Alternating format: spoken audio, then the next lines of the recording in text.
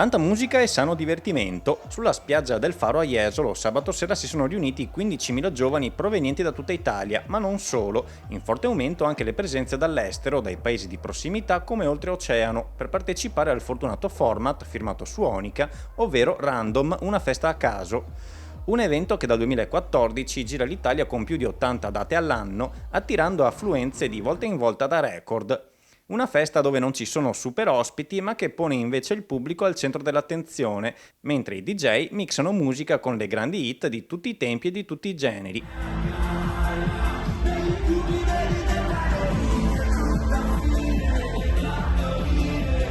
Un evento, quello di sabato, che ben rappresenta la capacità della località di ospitare grandi eventi musicali in totale sicurezza. Massiccia è stata anche la presenza di forze dell'ordine che fin dal mattino hanno presidiato l'area con controlli mirati. I presenti poi, per volontà degli organizzatori, dovevano avere tassativamente dai 18 anni in su, altro prerequisito indispensabile per accedere, la voglia di divertirsi e ballare sulla sabbia dal tramonto a mezzanotte, tutti vestiti rigorosamente a caso.